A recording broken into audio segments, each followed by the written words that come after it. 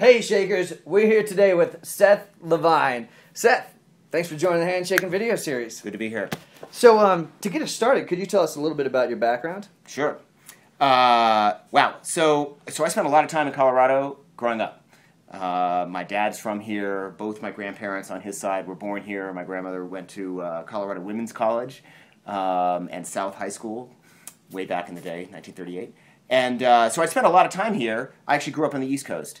And I went to college in the Midwest, and I ended up working in New York for a little while. And I had this sort of moment in New York. I worked for a bank, and they had invited me to move to Asia, skip business school, and stay a banker basically. And this was back in the days when we didn't have cell phones. We had pagers, and we sort of stayed up all night. I assume that still is the same. So I was thinking about it, and literally one of the analysts, so the kids in the group that worked next to us, had a heart attack and ended up in the hospital. And he was 22 years old. And his group, he ended up being okay, and his group was paging him on his pager while he was still in the hospital, like thinking it was really funny. And like I was like, this is not the life for me. I don't want to do this. So I said no to moving to Asia, and I thought about where I wanted to live. And I was like, I spent all my summers growing up in Colorado. I like to hike and mountaineer and rock climb and stuff like that. So I was like, I think I'm going to move to Colorado. So I picked up the phone, I called a person that was running a company here that I knew, and I said, I really want to move to Colorado. Can I do something for you? And he hired me and moved me out here, which was awesome. That was 1996. Okay, cool. Yeah, summer of 96. And then could you tell us about the first time you tried something entrepreneurial?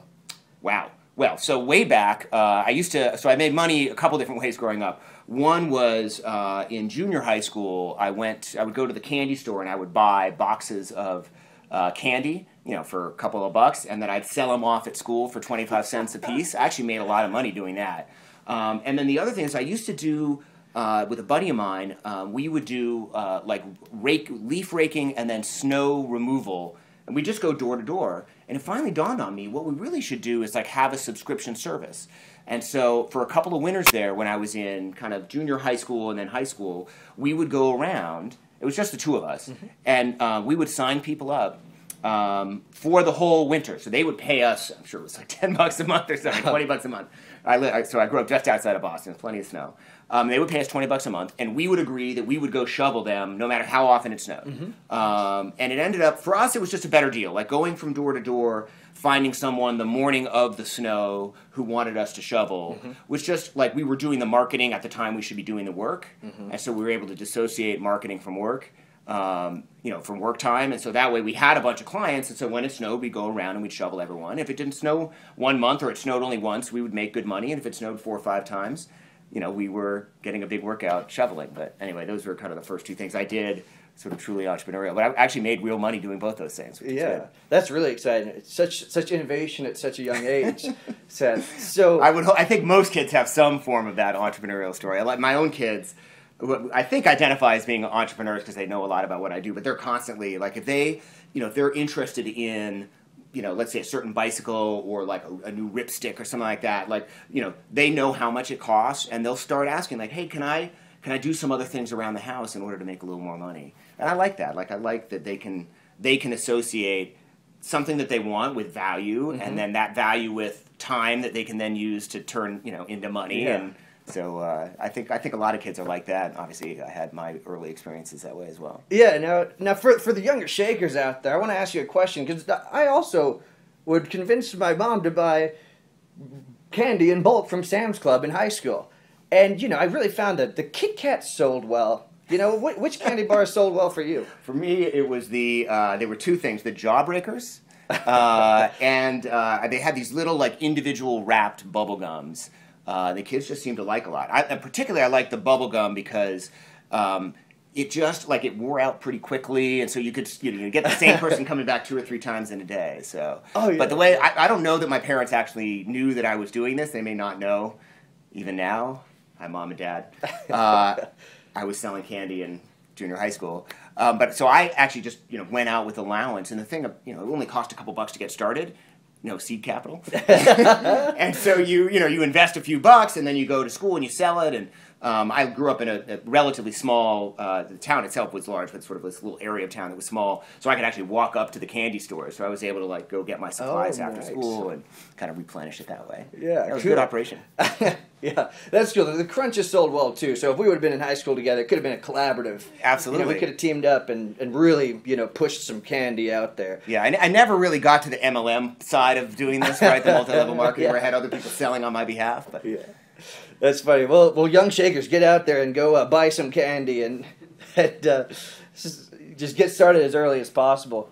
Okay, and then could you tell us a little bit more recently about your involvement here at Foundry Group and how you got started here? Yeah, absolutely. So, I mean, obviously, the most important entrepreneurial experience of my life was starting Foundry Group.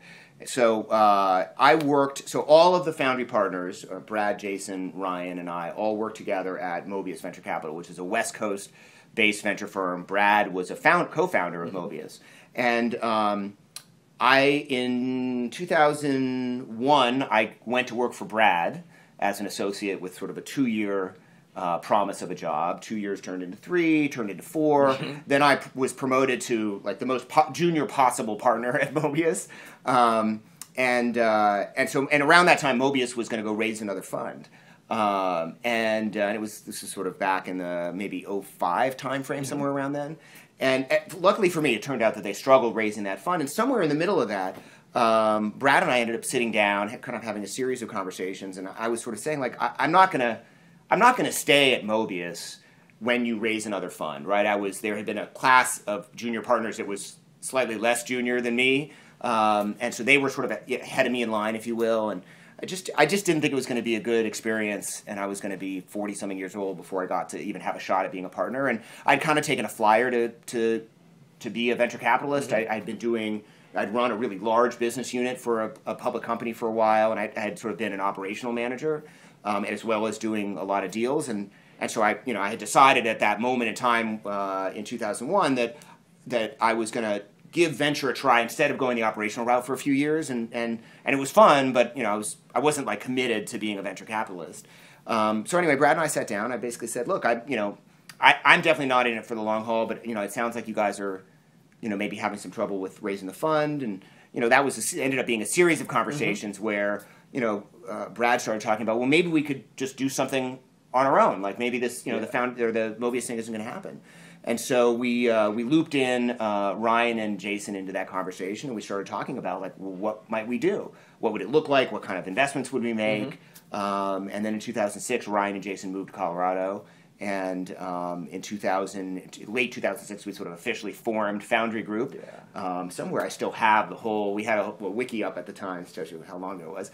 And we were trying to decide, like, what's the name going to be? We had all these various, name ideas, and eventually settled on Foundry.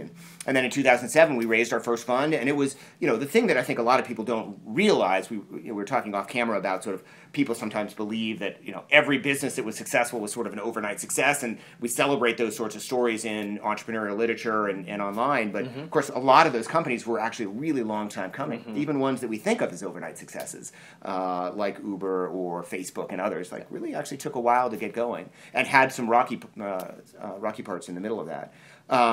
And so, we're in 2007. We're trying to raise money. There's no such thing as what we now call emerging managers, sort of meaning younger general partners. And like a lot of companies who go out to raise money, you first hear no's, because people can get to no faster than they can get to yes. And so we'd heard a bunch of no's. And sometime in the middle of that year, it really looked like it was iffy whether Foundry was going to actually happen or not, which for me was really scary, right? I put my entire life savings on the line, our life savings. I should say, my wife and I was married, had gotten married between starting at Mobius and then starting Foundry. So my wife and I have our whole life savings on the line. Wow! And it looks like it's not going to happen.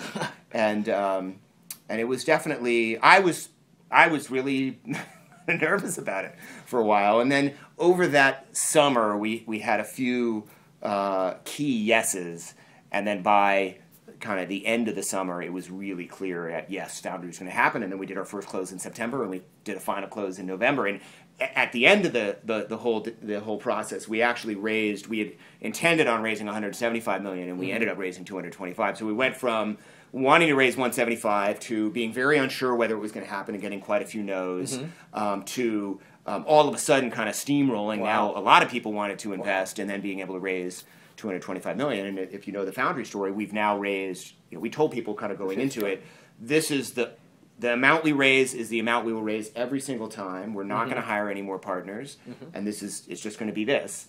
And so we've kind of stuck to that. So we just raised our fourth early stage fund. We just closed it, announced the closing last month. Yes, congrats. Thanks.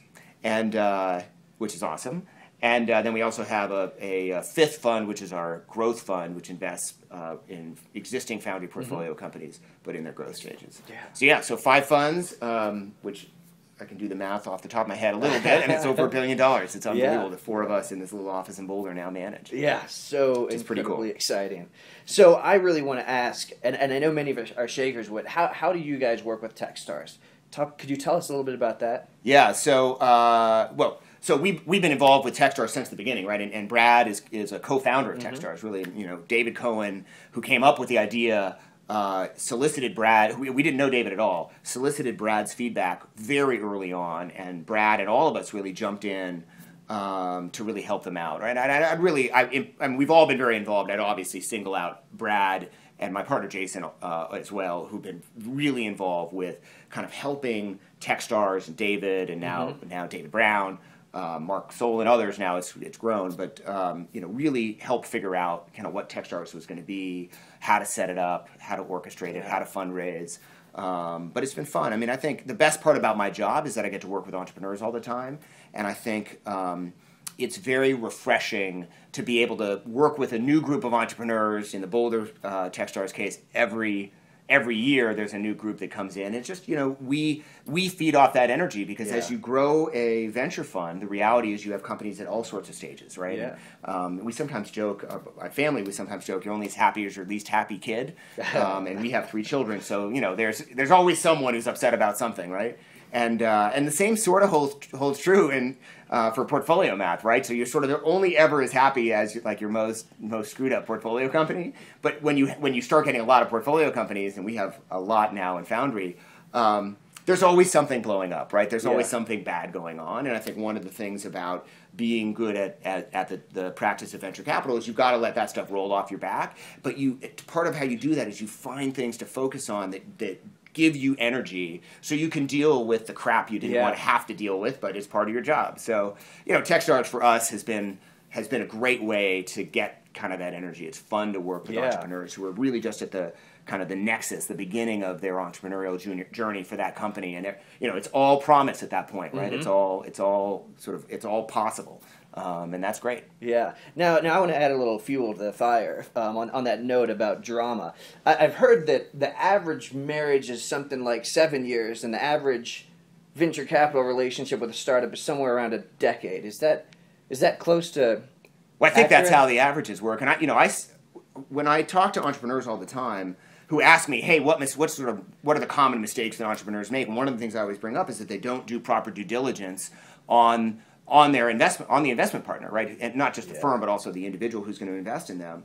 Because, and it's sort of a sad truism, right? But I think the averages do work out, as you said. The average venture relationship with a portfolio company does last longer than the average marriage, right? Now, I mean, from my experience with entrepreneurs and venture capitalists, it seems like marriages in venture capital and marriages amongst entrepreneurs do last longer than the average, so that's probably a good thing. But you should approach it with the level of seriousness that you would in building any important relationship, right? Whether that's picking a co-founder or picking a partner, a partner to marry, etc. So I think it's very critical. Yeah, due diligence, Shakers. Wow, a lot there. Yeah, cool stuff. So Seth, what is one action item that the Shakers can take immediately after this video to help them on their journey? Awesome. I'm going to give you 2. First is to sign up for Pledge 1%. And I'm not just saying that sort of in the abstract. That's a great way to put a stake in the ground about this sort of give first mentality. And I think that's meaningful, especially in the Colorado community, but I think even broader outside of that. So that's thing one. Thing two, which is going to sort of sound obvious, but it's to get out there, right? Sometimes entrepreneurs sort of tinker and sit at home, and they get very focused on what they're doing, and they sort of forget that there's this whole world of feedback and people that want to be helpful and that they can bounce their ideas off of. And the best way to do that is to get themselves out there. I mean that literally and figuratively, right? Figuratively get out there by sending their network notes on what they're doing and ask them questions and engage them and try to get feedback from their network, from customers, etc. But also literally get out there, go to events like Denver Startup Week, like New Tech Meetup, other places where they're going to interact with entrepreneurs. Entrepreneurship is not practiced in a vacuum. Yeah. It's so important. It's not. There it is, Shakers. And Seth isn't the first to say that. Eric Matisek said, get out there and do something today. Anything, even if it's the wrong thing. Telling your network about what you're doing. Even that's a huge step. So get out there, Shakers. So Seth, if we want to find you online, where can we find you? You can find me at foundrygroup.com. You can find me, Seth, at sethlevine.com. And you can find me at Sether on Twitter. Great. Well, thanks so much for joining the Handshakin video series. Awesome. Shakers, see you later.